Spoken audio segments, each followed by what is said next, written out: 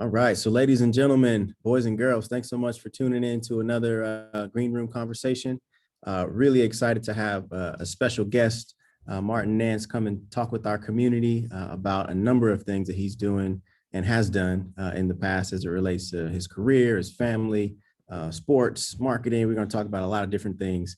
So if you're rocking with us for the very first time, this community college initiative is designed for folks that come from non-traditional backgrounds, maybe underrepresented groups, to be able to listen in to get free game from the journey of people who have been there and done that in, sports, entertainment, technology, entrepreneurship, like lots of different fields. And hopefully, you get to where you're going faster based on some of the stuff that you hear, because no need scraping your knee or bumping your head the same way we did. If you can learn from us and avoid some of those potholes and banana peels, maybe you'll get to where you're going quicker. So with that, I just wanted to give the microphone over to Martin to take a couple minutes to introduce himself, where you at, what you're doing, what you're working on. Just share with the people a little bit of that. Yeah, well, first, thank you for having me here with you. It's a pleasure. It's awesome to kind of dive into some of these topics and share just a little bit about my background in hopes that it will help somebody else and kind of, as you said, allow folks to avoid some banana peels along the way. So for me, I'm in a bit of a limbo right now. I actually live in Chicago, just north of the city in Evanston. My wife and I, we have two young girls, two young daughters. So we're plenty busy, but enjoying the process. I've really kind of navigated my career and grown my career really along the avenue of a marketer and kind of brand builder. For the last 10 years, I spent the majority of that time within Gatorade, working on sports marketing, working on brand marketing, brand positioning.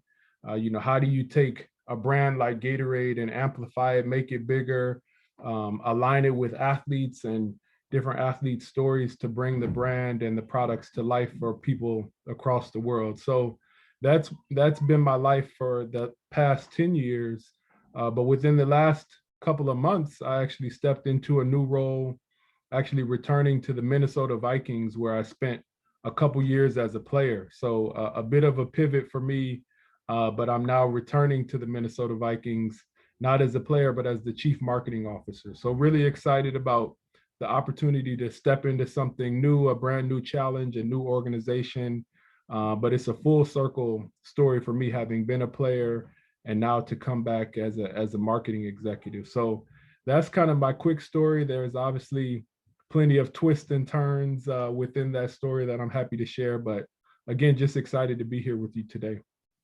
Yeah, that's amazing. And we'll have to get into kind of the journey and the path from going to player to executive in the front office, trying to, help the organization.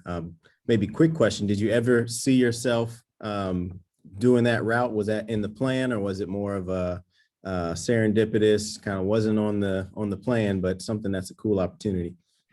Yeah, no, it was, funny enough, it was on the plan, but it wasn't on a plan that I always believed in. As a player, I would see folks in the front office, or I would think about my career later on in life, and I always thought, wow, wouldn't it be amazing to find myself and kind of build myself into someone that could work in the front office of a team. But it was always kind of, it felt like a bit of a pipe dream. And as my journey continued and I continued to kind of grow and learn and develop and lean on the people around me, eventually it started to kind of crystallize and come to life and become something attainable, to the point where I eventually got recruited to, make a return back to my old team, the Vikings, and jump back in. So I couldn't be any more excited about the opportunity and the people that I'll have an opportunity to work with. So it's a pretty cool story that I'm just trying to make the most of and enjoy it. That's amazing.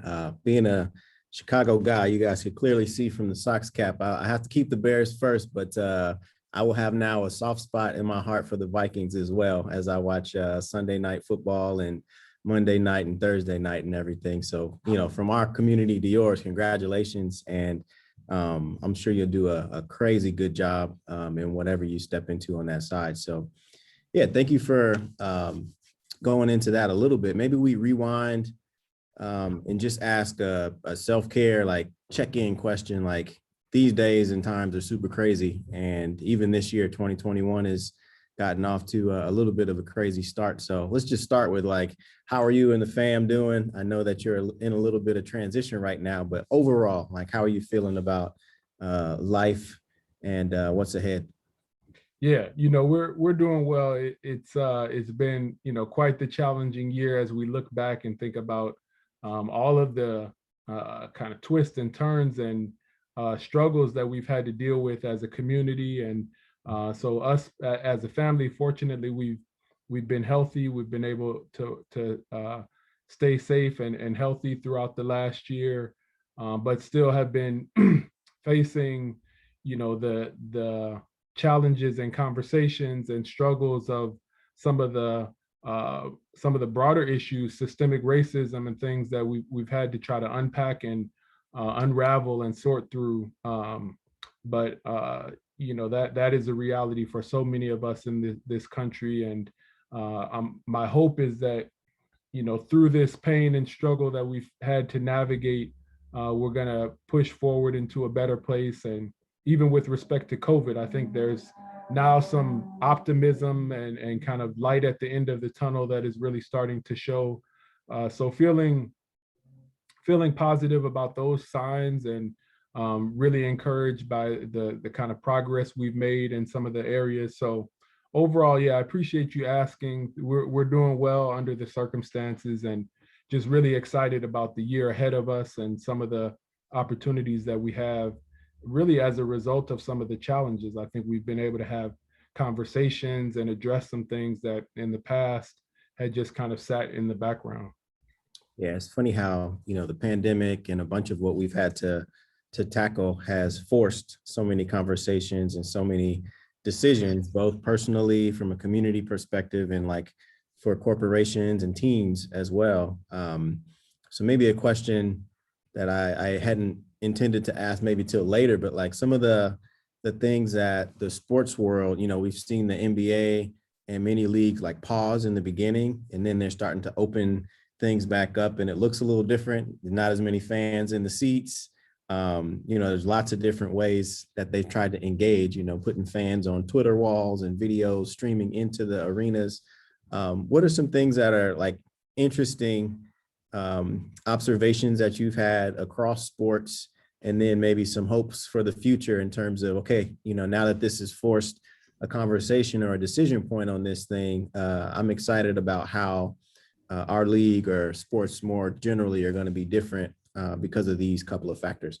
Yeah, for one, I think the last year has really shown us that the voice of sports and the voice of athletes specifically is one that is worthy to be listened to and to be acknowledged and recognized. And the NFL specifically has had examples where voices have kind of been put out there, and I think we now listen to them differently, with a different ear, with a different kind of perspective than we had in the past. And so my hope is that that will continue, and it will serve as a great example to other teams and leagues and organizations more broadly. So that's one thing that I think has been kind of a positive that will remain and kind of stick with us. And the other thing is just kind of recognizing that there are ways to leverage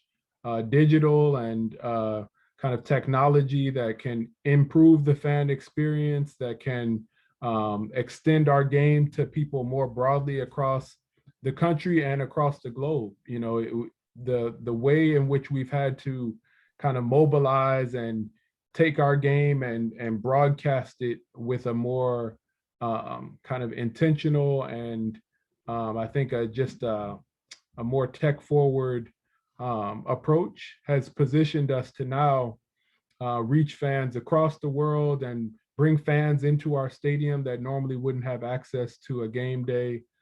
So now we're pushing ourselves to do that. And also, the last thing I'll add is, you know, it has given us a different lens to recognize kind of the value in digital content. You know, we always produce content as kind of like a nice to have or a nice plus up. And now I think we've had to create content really as the primary vehicle to share experiences, and that has made us better as an organization within that area. Yeah, that's something that I look at my own like Twitch usage or Netflix or, you know, Disney Plus usage for my kids. And you're so right. Like the medium of you know, the content is changing so much, and it's super important for you to be able to land messages to keep folks engaged in a short form or, you know, longer term. I like how Disney Plus has been rolling out these Avengers, you know, week by week thing, so they string you along and give you little tidbits over time. Maybe before we go super deep into marketing though, like for the ones who are watching this that need like a one-on-one, like what's a day in the life of a marketer? Maybe it's email, digital, maybe it's, you know, different ways that you could chop up the field. But for somebody who's brand new to it and maybe has a passion for sports and entertainment and I was looking for just a nice way to on-ramp into that, just give them a little bit of an overview of the field of marketing. Yeah, you know, I think that marketing often gets kind of placed in this box of advertising and commercials. You think of marketers as the people who make commercials or the people who make an advertisement, but marketing is much more broad than that, and it really involves thinking about how you take a product or a service and make it meaningful and bring it to life for a consumer or for a customer or for a client. You know, how do you take that that item of value or service of value and position it in a way so that people understand what it is and how it can help them, or what it can do, you know, to benefit their life. And so you have to think about more factors than just, you know, what it looks like or what the commercial looks like. You have to think about how you're going to price that item and in what stores or what channels you're going to sell that product. You have to think about you know, what type of promotions you want to run to support that. There's so many levers that you have to kind of pull and tinker with and think about as a marketer. And so it creates, to your point, a lot of different avenues within marketing that you can really build a career. You can build a career as a digital marketer who focuses on how do you talk to consumers online or on their mobile devices. You can focus on marketing insights, where you're just researching clients and customers to understand who they are, what they like, what they need, and then you're reporting that back to the rest of the business. Sports marketing is also a different channel where you're thinking about how do we leverage our relationships and partnerships with teams, leagues, athletes around the world to bring our product to life to people and show them that you know, our product is meaningful to some of the best athletes in the world. So there's so many different facets to marketing. It can be very colorful and creative, where you're working behind a camera and bringing a really cool commercial to life, or it can be very like quantitative focused, where you're trying to understand the nitty-gritty details of measurement and the business performance of a product so that you can improve it. So that's one of the things I love about marketing. It has so many different facets, and you get to kind of explore and dive into a lot of different areas. But it's far more than just making, you know, fancy commercials or you know, putting a product on a shelf and hoping that people buy it. So that's kind of the quick background I like to share with people who might kind of just be exploring marketing for the first time, or they might just you know, just be trying to figure out kind of what's next for them and want to take a look into marketing. Yeah, I think it's been cool to observe. Kind of, you mentioned social media and digital before, and when you look at like brands and how anybody with a smartphone and an internet connection, like technically has the ability like to be their own brand. So you see lots of people chasing the blue check so that they can get, these paid partnership opportunities with the stuff that they talk about that other companies also would want talked about from kind of a person like them. So maybe people who are watching this, you've interfaced with marketing, you've seen marketing alive and out there in the wild, and maybe haven't recognized it or noticed it as marketing. But the further we get and the more technological innovation we see, to have these concepts, in your tool belt will be super useful, because a lot of people have a pathway to become entrepreneurs and to, be their own brands and own their own businesses in a way that just was not possible prior to a lot of this tech being available. So yeah, thanks for that overview, and hopefully, people will take some of that away as they move forward in their journey, in their path. The next thing, interesting story. So like if you were to rewind back to, Yeah. let's say the high schooler who's watching this. So give us a little bit about, okay, Martin's in high school, what's he up to? We knew, you played football in college and like did some time in the league, and now you're where you're at. But like, were you in love with marketing at that point? Like, give us a sense of like, 16, 17, 18-year-old, what do you Yeah. think about? What are you focused on at that time in your life? Yeah, truthfully, at that time in my life, I didn't even know what marketing was. My idea of a career was, getting landing a great job that, would allow me to buy a car that I liked, and, pull up to a house that I was happy about. And like that was kind of my idea of a good job. I didn't know much more than that. And so I was like focused on sports and just wanting to build a really cool career for myself. I didn't know what that was. So fortunately, my mom, she's an educator. She always kind of drove home the importance of academics. And so I worked hard in school really because I wanted to keep my options open later on in life. I didn't know what I wanted to be later on, but I knew that by working hard in school, it would keep those avenues open for me. And further down the road, I could make a decision, and I wouldn't be boxed in because of, grades that I let slip. So at that age and kind of that phase of life, I was working hard in school, really didn't know exactly why, but just wanted to kind of keep doors open for myself.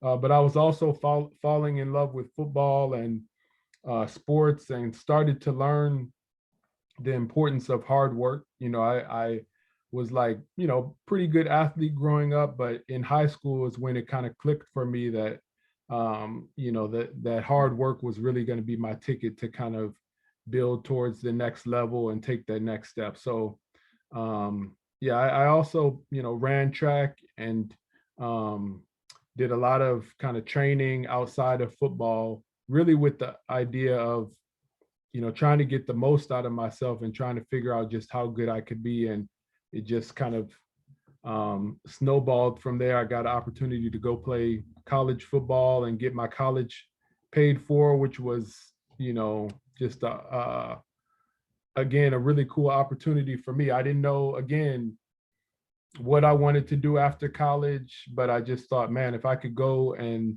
they'll pay for me to go to school and I can play football at the same time, like that sounds great. So it was just like kind of one step after another. Yeah, that makes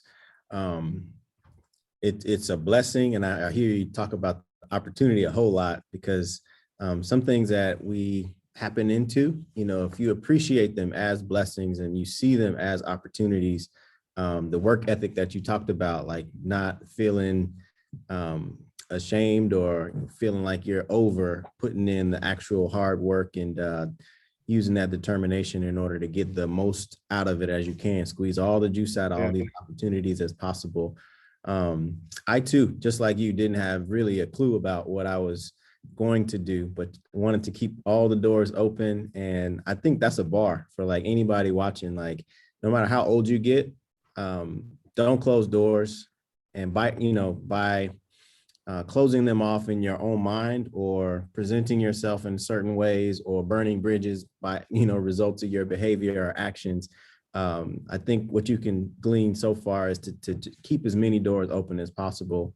And the ground underneath us is changing like daily, monthly, yearly. So opportunities that none of us can see will be out there in the years to come. So keep all the doors open, I think, is something that I'm hearing so far from from the conversation here. Yeah, no, absolutely. I think, to your point, you never know what the future holds. And so you just want to be in a position where if something pops up that you're really interested in or passionate about, you can kind of justify raising your hand, right? And you can say, hey, like I can go do that thing, or I'm qualified, or, and the more relationships you build, the more credibility you build with your personal brand, like we talked about a little bit earlier. Now you kind of created all these pathways for yourself, and you're in the driver's seat. Now you can choose which way you want to go versus someone telling you, hey, you're over there, you go do this job. You can instead say, no, like I have some choices in front of me because of the things that I've done, the work I've put in, and the relationships that I've been able to create along the way. Man, to have a choice versus to be forced along Right. the path. Let me tell y'all, if you're watching, it feels great. That's right. No doubt. No doubt. So you mentioned relationships there, and I want to double click on Yeah. that. You dropped off in college. You stopped the story there. Like, how important have relationships been, like while you're playing ball and while you're studying in college, up into playing in the league, and then getting the opportunity to do marketing at Gatorade, and now into the Vikings front office? Yeah, it's kind of crazy, really. Relationships have played just a massive role at every single step of my process. And as I look back, I just think about relationships I had and how at the time, I didn't really see a future in a specific relationship, or I wasn't sure how it could help me or benefit me. But I just poured myself into that relationship. And then years later, that relationship came back and sprouted into something. One quick example is when I was playing as a Minnesota Viking, I was a young receiver trying to like establish myself on the team and spending the majority of my time on the scout team, right? So I was playing against the starting defense, which at the time was one of the league leading defenses, great players all over the place.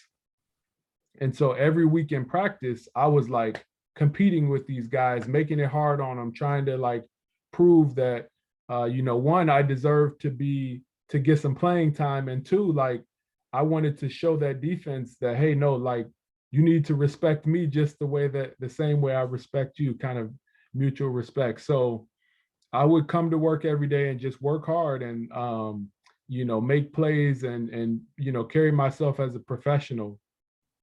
And so here I am a couple years later. I'd gotten released by the Vikings, and I remember, just thinking, okay, man, what's next? Being a little bit down. And I think that same afternoon, my agent called me and says, hey, we got a call from the Pittsburgh Steelers. Mike Tomlin was their head coach. He had been our defensive coordinator in Minnesota. So he watched me literally every single day compete against his defense. Yeah. And sure enough, here he is as the head coach in Pittsburgh. And he's inviting me to come join the Steelers. And I remember thinking, okay, I'll go up there and go through a workout and see what happens, see if, they're willing to sign me. And I get there and he walks up to me, first time I'd seen him in a while. And he just said, Martin, it's great to see you. I know how you work. No need to try out. Let's get started. Like he just, signed me to a deal just like that because of the relationship that we'd established years ago when I had no idea he was going to be in that position. So again, that's just one example. I feel like, that story has repeated itself many times over where, I met someone, built a relationship, later on down the road, here they are. I need them to kind of vouch for me, or I need them to help me with something. And because of the relationship, I've been able to lean on that, and people have just been awesome about helping me along the way.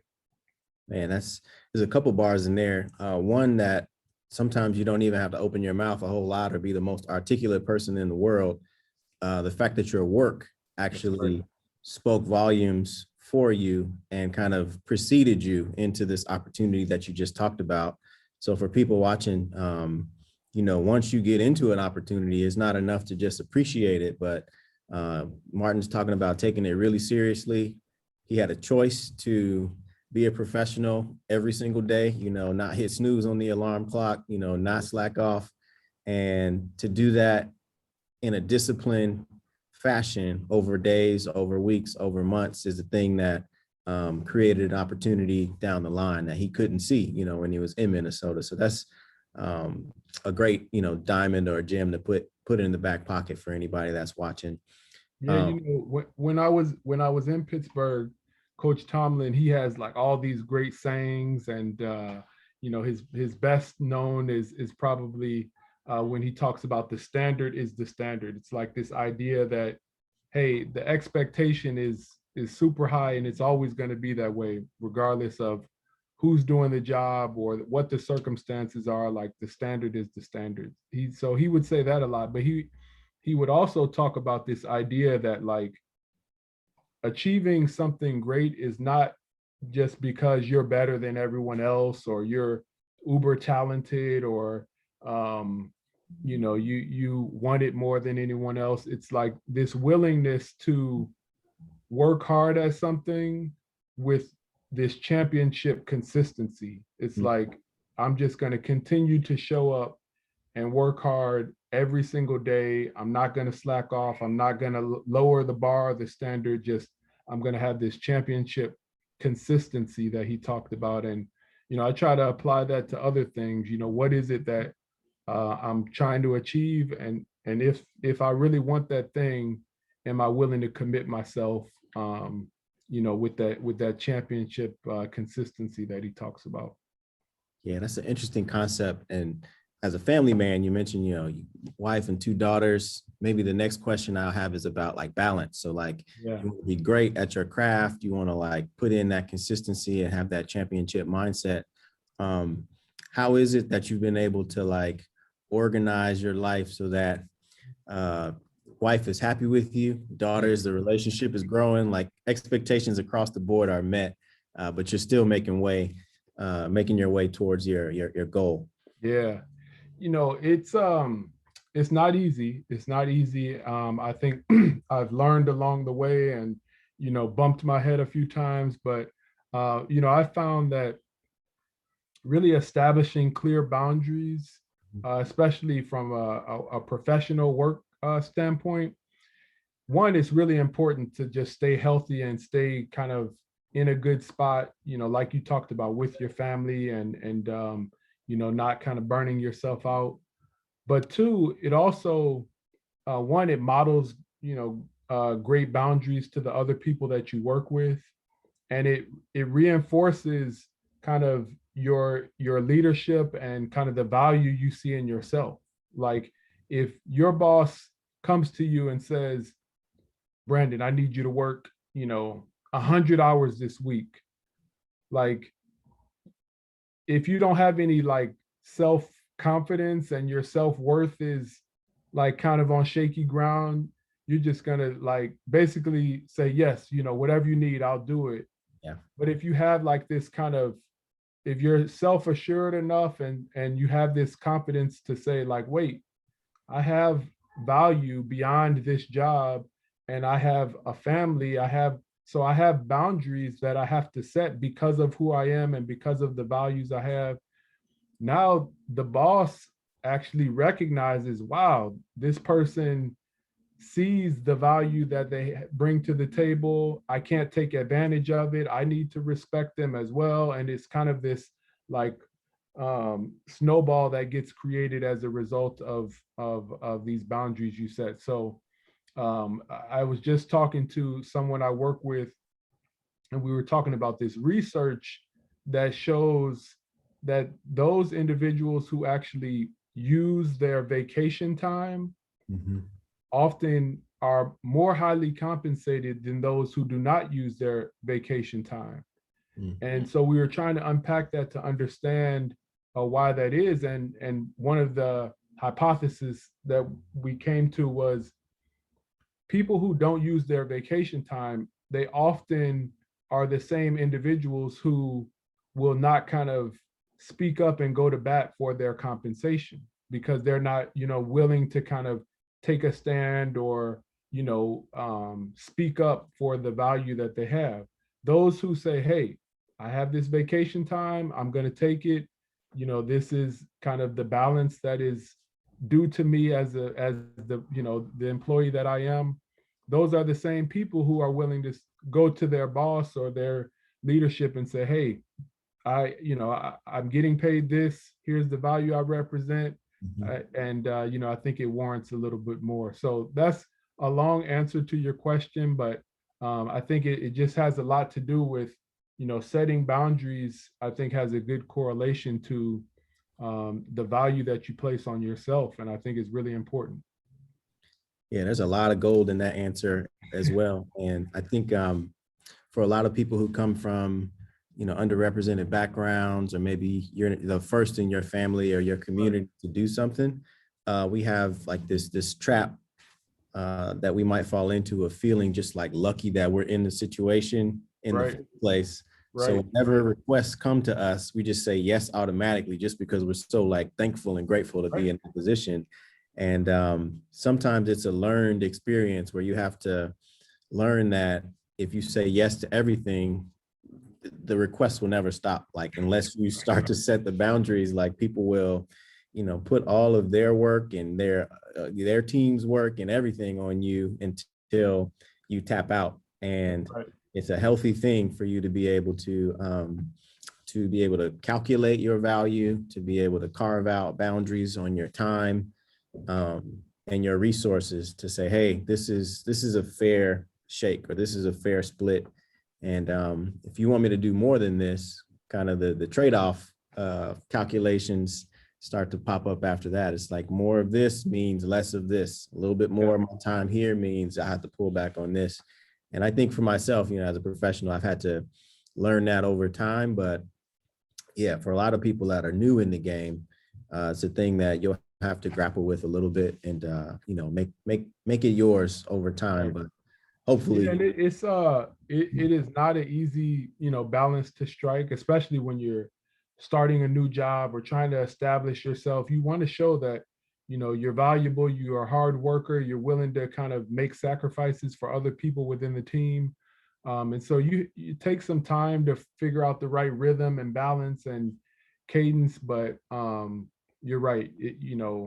Oftentimes a job or organization will take whatever you're willing to give, and so you have to strike that balance. And then there's a cultural element too, right? Like I know I can think of my own family, my broader extended family.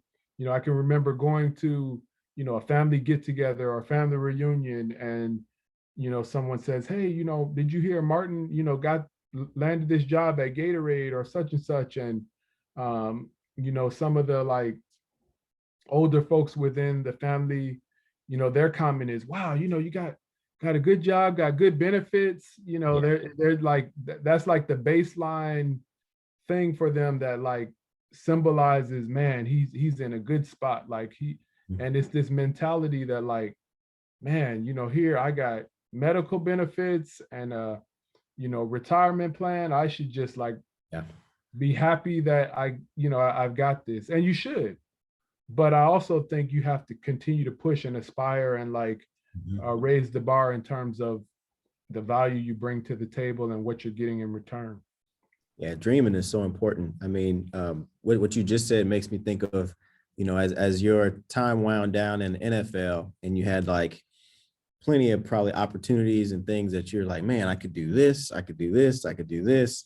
How did you do the calculus or the math to move towards kind of the marketing angle versus going into, I don't know, I watched the show Ballers, for example, like being a writer on that, or like going down kind of the entrepreneur's path and striking out on your own. So like, it's an interesting calculation, and I'd love to hear you just talk through, okay, I got my ring, got my Super Bowl ring, I'm getting ready to do something different. What was that like in your head at that time? Yeah, I wish I had like a really just well-defined story to share with you in terms of how I navigated and thought about it. Really, it's a continuation of the story I talked about earlier. When I finished playing football, I didn't know exactly what I wanted to do. And so I thought, what can I do that will, again, keep my avenues open, allow me to like learn about a bunch of different opportunities, and then start to kind of fine tune where I wanted to go and what I wanted to be. And so when I finished playing, I actually went back to school and did graduate school at the University of Michigan, really with the idea of keeping my doors open, keeping the options open, and trying to figure it out a little bit later on. And so then fast forward, here I am, picking a career path. And I said, you know what? If I go down this path of marketing, that means I can go work in sports, I can go work in tech, I can go work in, consumer packaged goods. I have like all these options. I like to have options if you haven't noticed it. So this was like a path where I could go do that and avoid like being boxed into a very narrow section of business. Marketing really served as like that pathway that would allow me to do and try and explore a lot of different things. And so fortunately it has been that, and I've been able to combine it with my love and passion for sports while also growing and learning how to become a business leader and an executive. And those kind of worlds I've been able to blend in within my opportunities, which has been a lot of fun. Yeah, that's awesome. And yeah, to that point about never closing doors and keeping as many options open as possible, it seemed to have influenced your choices. Like going back to school is something that I think is like apropos for this talk, which is like community college. The college part of it is educate yourself in formal institutions, in school of the hard knocks, whether you're young, middle age, or old. Like it doesn't seem like education will ever go out of style in terms of providing opportunities and access and capital to different things that people want to do. So if you're watching this, that's another bar. Keep that in your back pocket. Yeah, no doubt. I mean, eventually I feel like I need to pick a path and decide what I want to do. But for now, I'll just continue to kind of keep that mentality of, keeping options open. But I love what you said, like education is something that, man, it just will always add value to you as an individual. And it not only helps you, it helps you to prepare for that next opportunity you want to pursue, but it opens your mind to new opportunities. And through education, you start to think about new pathways that maybe you hadn't even explored before. So definitely encourage people to just soak up all the education they can get their hands on. Gotcha. Well, I think we got about 15 more minutes left. I want to move a little bit into, let's call this the lightning round, where we talk a little bit about some quick hitters that'll give people some fun facts about you. You mentioned 2 daughters, and I know my kids make me laugh all the time. So like, what's one of the last things that made you laugh out loud as it pertains to your children or your family? Yeah, man. Where to begin? I guess the last thing, or the most recent thing that comes to mind, my girls, they love exploring music, exploring all different genres and different types of music. So last night they got they got their hands on Earth, Wind, and Fire, and spent a couple hours just dancing and jumping around and trying to create routines to Earth, Wind, and Fire. And so I just gotta, I definitely laughed and enjoyed that. And I was trying to teach them how to do the moonwalk and struggling myself, but doing my best to pass it down to the next generation. So yeah, that's probably the most recent thing that comes to mind. Nice, nice. Let's jump to maybe the movies, or what's currently in your Netflix queue or Disney Plus queue. What are Yeah. you watching these days? I just watched Last Chance U, which just finished up. Which was a season around a basketball team this year. For the first time, they covered basketball, and I really enjoyed it. The coach just has really um, really positive kind of approach to the game and the way he deals with his players. And you could tell he's just like a really genuine guy. And that was a change up from previous seasons for those who watch. So I enjoyed that. Um, and then Handmaid's Tale is old, classic, I guess, at this point, but I'm just getting my hands on that. So I've been watching that. My wife and I, we jumped in and started watching that. So a bit, bouncing around. I definitely, hop between kind of action and drama and, you name it. So I just enjoy like good creative work that kind of, lets me think about something other than the regular, hustle and bustle of the day. Yeah, yeah, definitely. I know that at some point, we'll get to jump on airplanes and travel to clients and do all the stuff that we used to do. But, maybe my next point will ask about, when we can do that. What are some of the Right. vacation spots or some of the favorite places that you've been that you looking forward to returning to? Yeah, man. I love to travel. I love to explore and see new places and try new foods and interact and kind of immerse myself in different cultures. Um, the trip that comes to mind for me was really a bucket list trip a few years ago, probably 4 years ago now. My father and my best friend, the three of us, we traveled to Eastern Africa and got a chance to connect with some friends who live over there, people we have known for quite some time. So it was just a really cool way to see a different culture and explore a different part of the world.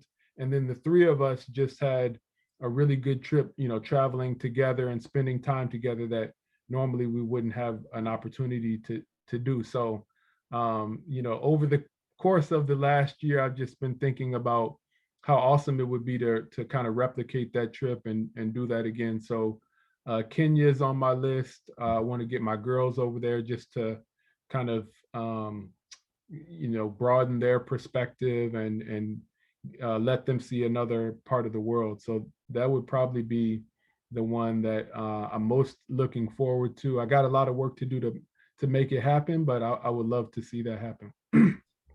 Yeah, fun fact, I took a Swahili class when I was in undergrad. I did 3 or 4 semesters of it. Wow. So long ago that I probably couldn't be any use except for like the greetings right now, but Yeah. I'll text you some phrases that I picked up back in the day. Yeah. We can both brush them off together. So let me know. Yeah. Cool. Let's jump over to maybe literature or books. I listen to a whole bunch of Audible stuff these days and podcasts and haven't like sat down and actually read a book in a little bit. But what are some titles and things that you might listen to or read, Yeah. as you make your way through your weeks?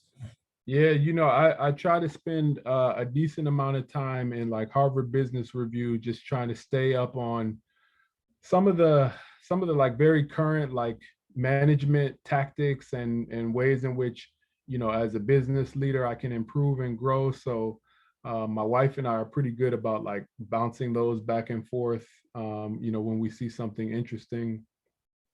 And then I've actually uh, gone like old school and gotten a few kind of hardbound books to read up on, like really what are successful ways of or tactics that allow you to successfully navigate kind of onboarding into a new job and a new role. Like I said, I'm pretty new in my role as CMO at the Vikings, so I'm trying to make sure that I can hit the ground running and provide the support and partnership and leadership to my team as best I possibly can. So I've been focused on that, just try to stay sharp and make sure I come in with a really productive mindset. Yeah, that makes a lot of sense. And I'm sure it's a daunting task, but like coming full circle and like being an organization that you got a little bit of history with, I'm sure you don't feel like you're starting from the 0 or the 1 yard line, maybe a little bit further down the field. Yeah, no, that actually has been helpful to just see a few familiar faces within the organization and people who remember me from way back, and folks that I remember kind of helping me from back in the day as well. So yeah, it has been very kind of comforting to see some of those folks and feel like I have some history, and the organization, people have reminded me, hey, once you're a part of the organization, you will always be a part. And I have felt that through the warm welcome that has been extended so far. Yeah.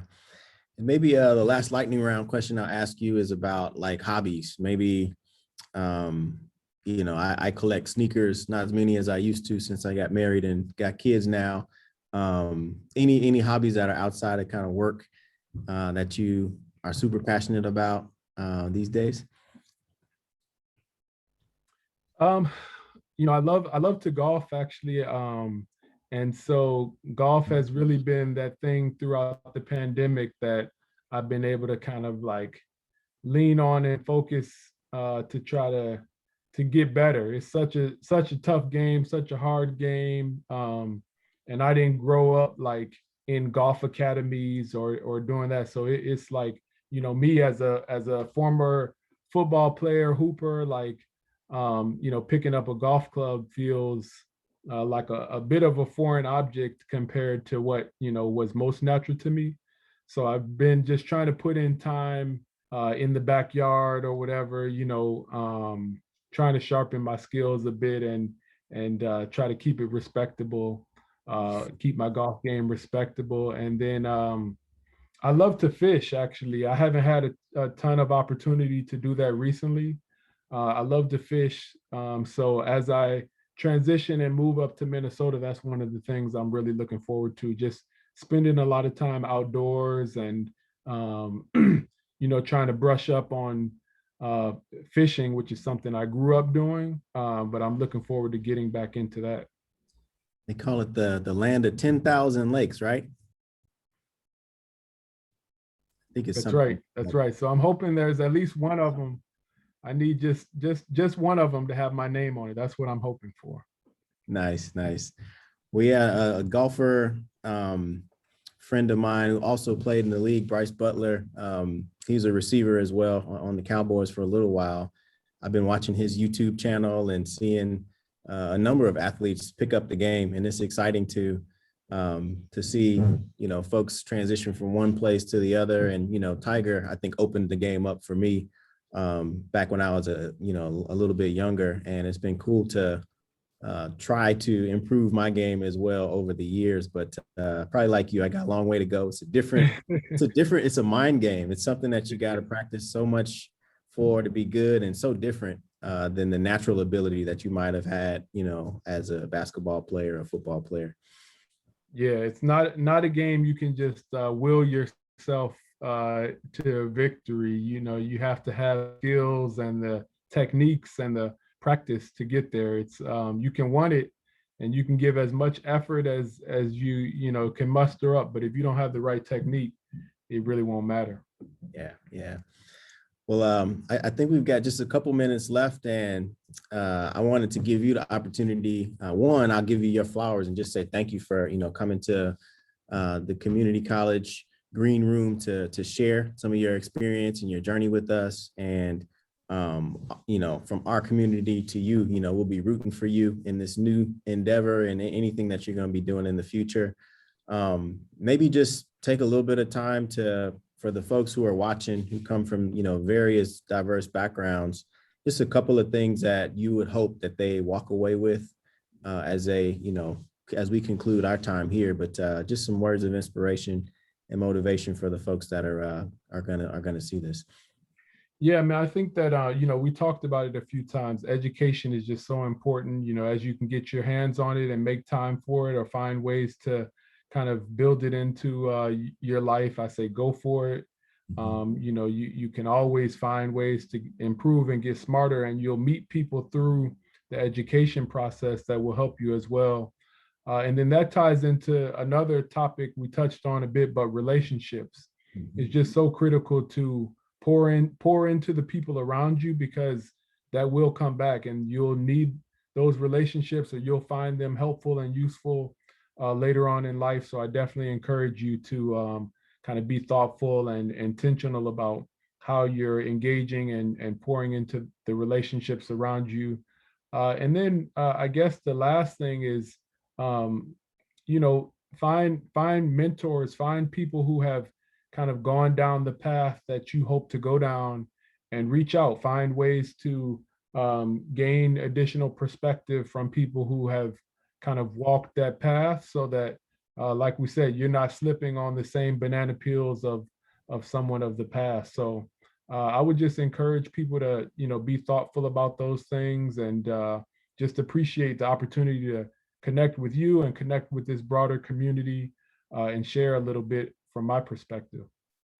Man, that's well put. And I'm hoping that folks, again, the same way that Martin and I like hope that if you're watching this, that you get to, surpass, us and get to your dreams and goals. I mean, to that mentorship and sponsorship point, I think there's so many people that right now, or maybe you don't know, that if you had the courage to broker that relationship and ask for a little bit of help on the front end, that kind of thing could pay dividends years and years and years down the line. So thanks for bringing that particular point up. I know we didn't talk about it a whole lot, but something that's super important to keep in folks' back pockets. So I'll say, it's Good Friday today. Have a great, Easter weekend with your family. And, I try to send some California sunshine as much as possible to the Midwest to make sure y'all stay warm as we're getting on into the year here. But always good to connect. Have a great weekend. And again, thank you so much for connecting with our community college family here. And we'll talk real soon, man. All the best. Thank you again for having me. And, same to you and the family. Have a great weekend, and we'll be in touch. Take care. All right. Sounds good. See you, Martin.